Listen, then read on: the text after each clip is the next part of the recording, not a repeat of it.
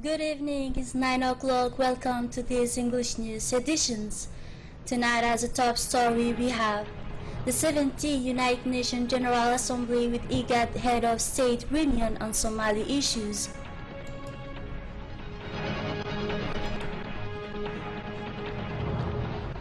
And in the international level, a typhoon known as Don Juan kills 2 persons and 300 injured. Thanks for joining us here on RTD. As it has been announced yesterday, the Head of State Extraordinary Summit and Government of the IGAD member countries has been held yesterday evening on the Somalian case in merging work of the United Nations 70th General Assembly. This meeting has regrouped the Djiboutian President Ismail Omar Guelleh, the Somali President Assajog Mohamud, the Ethiopian Prime Minister Haile Mariam Desalegn, as well as almost at the head of state and government of the Horn countries. This extraordinary summit, co-chaired by the United Nations General Secretary and the Somali President, has been the opportunity to review the overall progress made by the Somali people in the construction of a democratic federal state. The Secretary General of the United Nations, Ban Ki-moon, has welcomed the notable breakthrough while calling in to maintain this escape. The United Nations leader has noted that Al-Shabaab threat continued to destabilize the country and that this group could not be defeated by only the military means. The United Nations Secretary General has said all the Somali, the French neighbors and partners in Somalia has reflected a more comprehensive approach to counter extremism in this country. On his side, the head of state Ismail Omar Guelleh has noted that the security situation in Somalia had improved significantly, in indicating that last January a meeting of the IGAD Ministers Council as well as the high-level partnership forum in July of the same year had been able to take place in Mogadishu. The meeting organization of international stature in Mogadishu even testified if it was needed for a situation improvement both at the political level and at the security level. On the sidelines of 70th General Assembly of the United Nations were at the extraordinary summit of the head of state and member of IGAD government countries, the President of the Republic, Ismail Omar Guelleh, has took part in the meeting dedicated only for AMISOM, African Force Peacekeeping in Somalia. The President has paid tribute to his occasions to progress undergone by AMISOM force and Somali forces on the ground for 2 years.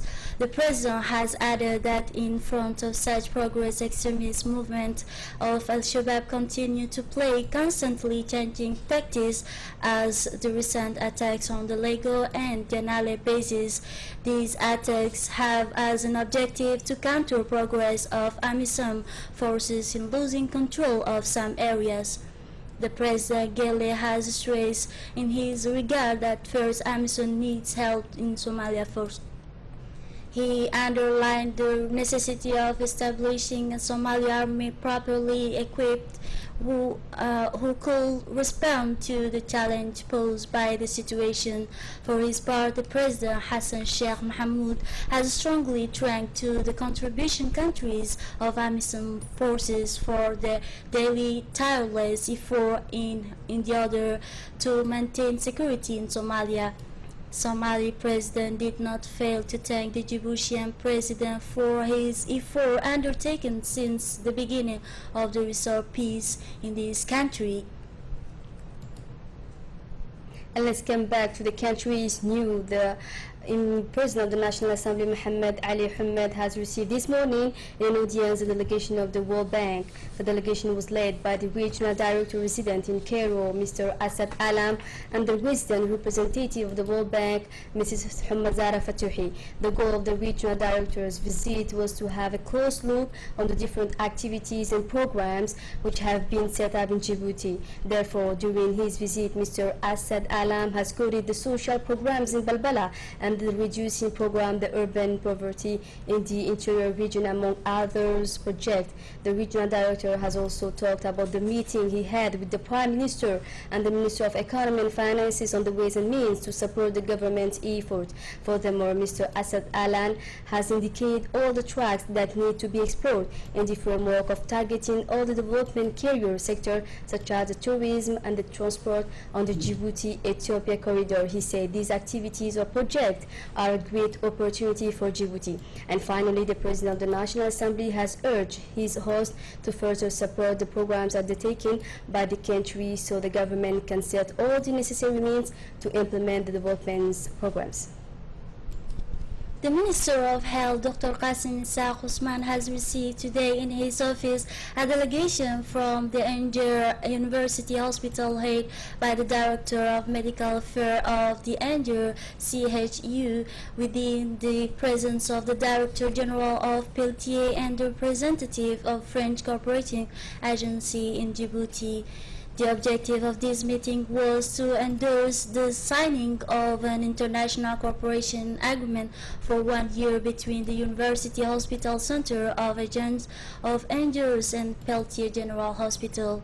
Among them, there were the Peltier Hospital General Manager of Mr. Jama Almi Yabe and its medical director, Dr. Saad Abdullah, and the director, Saeed Good. This agreement cooperation relate in the many areas: professional development of hospital staff, improving the operation of Peltier General Hospital, reception at the Angers University Hospital Peltier, the hospital trainees, the participation of medical officer, paramedic, medical technical, initial and continuing training of the Peltier General Hospital staff, the transformation of Peltier General Hospital patient to the University Hospital of Angers. There was also a discussion of partnership in the area of specializing, which are the nephrology, cardiology, and radiology and biology. The Minister of Health, Dr. Osman Qasim, has reminded the Angers CHU team the importance of supporting the care of specialists of the most current disease in Djibouti. The two sides agree on a common expertise will be realized in 2015 on the Peltier General Hospital to identify the priorities and particular aspects of the future collaborations. On the social issues awareness tour on the Family Solidarity National Program in Oboch with the notable community leaders as well as the deconcentrated services of the state took place. The National Solidarity Secretary, Mrs. Zahra Yusuf Qayyad, along with the high-level responsible of her department, the region's deputies, the UNFD, and a representative of the Prime Minister's department, went to Oboch region for an awareness meeting with the local authorities and the community's leaders. This was focused on the establishment of a Family Solidarity National Program. The purpose of their visit was to inform the authorities of the region about the monetary transfer program entitled National Program of Family Solidarity. The delegation was warmly welcomed by the President of the Regional Council, the Assistant Prefect, and other concerning personalities. The meeting has been started right after a few opening words of the Prefect Assistant, who has welcomed the State Secretary of the National Solidarity and her delegation. The President of the Regional Council has introduced the objective and the importance of this meeting to the participants. The State Secretary of the National Solidarity has presented all the objectives of this program, which aims to improve the living condition of families in a deprived situation in order to contribute to the strengthening of human capacity. Furthermore, the program is in the framework of the head of state's vision to build a fair and solidarity society, as well as a defined tool the government to reduce this extreme poverty. Ms. Zahra Yusuf Qayyad has also indicated in order to face this situation of extreme poverty, a regional committee, a targeting committee, and a management committee of complaint will be set up. The Secretary of State has also explained the compensations of the monetary transfer that beneficiaries will require to perform in order to improve their living conditions. These counterparts are the flanking measure which will be implemented by the National Djibouti Women Union. An office of PNDF will very soon be opened as Obok, and the committee responsible for the coordinations and monitoring of the PNCF will be put in place. The inhabitants of the region of Obok have welcomed this program of supporting the vulnerable families and thank the President of the Republic and First Lady for all their commendable and tireless effort in the fight against poverty. It was the end of the funeral day of the late Ismail Gedi Harred. The Mawlid ceremonial had come to an end. The ceremony has brought all the distinguished and high-level members of the government, at first the Prime Minister and the Acting Chief of the government, Abdul Qadir Kamil Mohammed, members of the government and leaders of the opposition, the workers of the public administration and the private sector, friends and the like. They all come to receive the last Fatiha to his memory. The condolence message still continue to fly to the RTD offices. The former Prime Minister Barkhat Gulad Hamadou offers his deep and sincere sympathy to the family and prays to Allah Almighty to grant him in his eternal paradise. A training workshop on the First Aid Act designed for the young women and girls in the capital has been held today at the headquarters of National Union for the Djiboutian Women. Many prominent personalities took part to this workshop, such as the representative of UNFD, Ms. Ruqia Ali Jama, the initiator of the First Aid Program, Ms. Fatuma Yusuf, and the responsible of natural disaster, Mr. Abdurrahman Mohammed. This activity has been deterred by the commitment of the First Lady and the President of the UNFD, Madam Khadra Yusuf Haid, for the prominent and protecting of the right of women.